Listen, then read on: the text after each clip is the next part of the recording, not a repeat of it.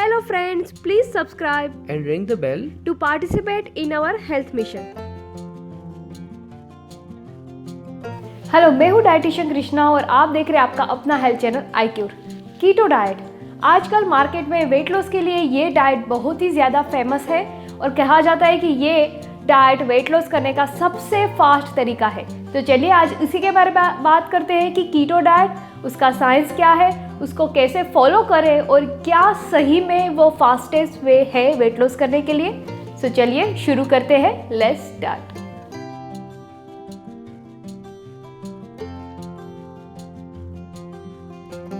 तो पहले हम बात करते हैं नॉर्मल डाइट की। जब भी हम वेट लॉस करना चाहते हैं तो जनरली हम क्या करते हैं कि डेफिनेटली हम जो खा रहे हैं उससे थोड़ा सा कम खाते हैं ताकि कैलोरी डेफिशिएंट हो। हम ऑयली चीज़ें, फैटी चीज़ें अवॉइड करते हैं, हेल्दी कार्बोहाइड्रेट खाते हैं, जंक फूड अवॉइड करते हैं, प्रोटीन पोर्शन ज़्यादा रखते हैं। तो this is the basic diet which we are following to reduce wait.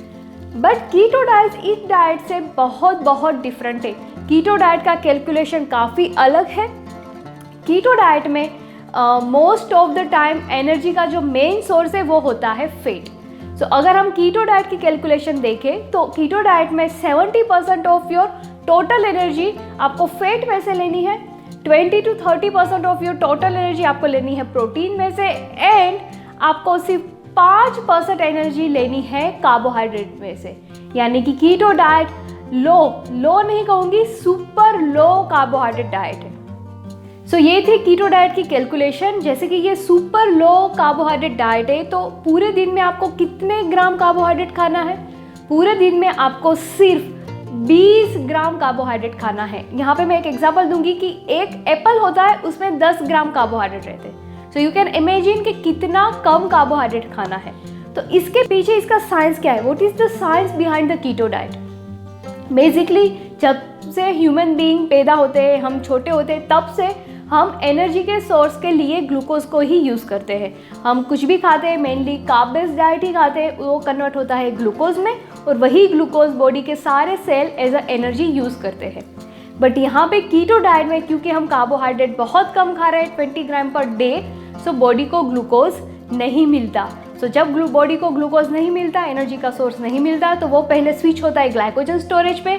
Glycogen storage जो कि आपके मसल्स में और लीवर में है, उसमें से एनर्जी लेने का ट्राई करता है और जब वो स्टोरेज भी खत्म हो जाता है तो फाइनली बॉडी आपके फैट, आपका जो स्टोरेज फूड है, उसमें से एनर्जी लेता है और absence of the carbohydrate fat convert होता है कीटोन बॉडीज में और ये कीटोन बॉडीज को बॉडी एनर्जी के रूप में यूज करता है, इसीलिए इसको कहते हैं कीटो डाइट। सो जैसे कि आपने देखा कि हम कीटो डाइट में अपनी बॉडी की बायोकेमिकल साइकिल को ही चेंज कर रहे हैं। उसके कारण कुछ साइड इफ़ेक्ट्स भी होती हैं, जिसमें सबसे मेन साइड इफ़ेक्ट है कीटो फ्लू और इसी के कारण ये डाइट इतनी डिफ़िकल्ट है फॉलो करने के लिए। सो कीटो फ्लू में बेसिकली क्या होता है? जैसे मैंने कहा कि हम कार्ब्स नहीं खा रहे, हम ग्लूकोज बॉडी को नहीं मिल रहा, सो बॉडी को हम फोर्स कर रहे हैं कि कीटोन में से एनर्जी ले।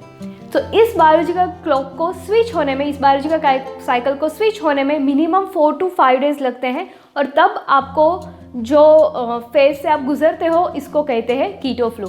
तो उसमें सबसे ज़्यादा आपको क्या होता है? फर्स्ट, आपको काफ़ी लो एनर्जी लगती है क्योंकि you are not getting enough glucose, तो you are feeling low, light headed लगता है, किसी को वीकनेस भी आती है। So it depend on person to person कि किसको कितना सीवियर कीटो फ्लू होता है। कभी कभी बॉडी एक वगैरह भी रहता है।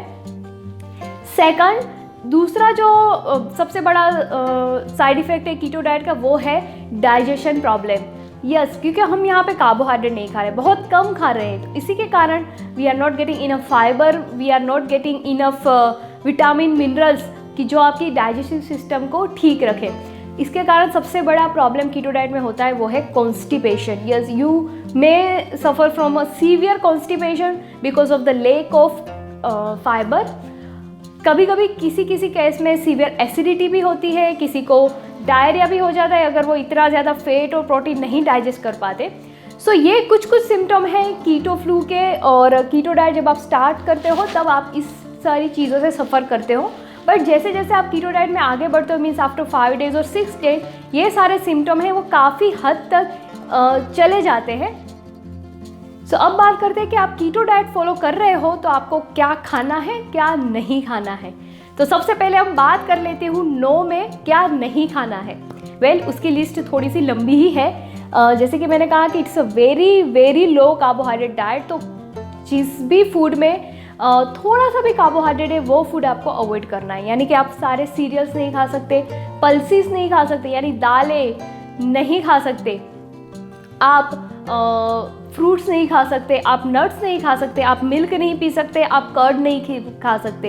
यस, आपको लगेगा कि मिल्क में से तो प्रोटीन मिलता है, दालें में से प्रोटीन मिलता है, तो वो कहाँ से कार्ब्स का सोर्स हुआ। लेकिन सारे ये फूड में कुछ अमाउंट में कार्बोहाइड्रेट प्रेजेंट रहता ही है। So if you are following keto diet तो आप ये सब नहीं खा सकते।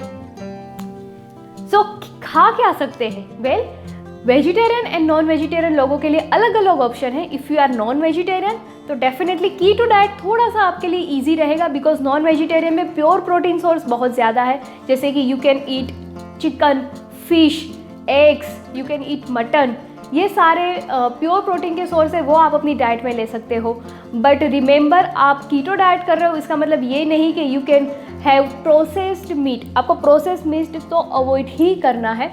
उसके साथ साथ जैसे कि मैंने कहा, आपको 70% कैलोरीज तो फैट में से ही लेनी है। सो आप बहुत सारे फैट के सोर्स अपनी डाइट में यूज़ कर सकते हो, जैसे कि बटर, ऑयल, कोकोनट ऑयल, घी। आप ये सारी चीज़ें अपनी डाइट में ज़्यादा से ज़्यादा इंक्लूड कर सकते हो। जहाँ तक मैं वेजिटेरियन सोर्स की बात करूँ तो बहुत सारे लोग आपको ऐसे मिलेंगे जो कहेंगे कि keto diet is not possible for vegetarian people.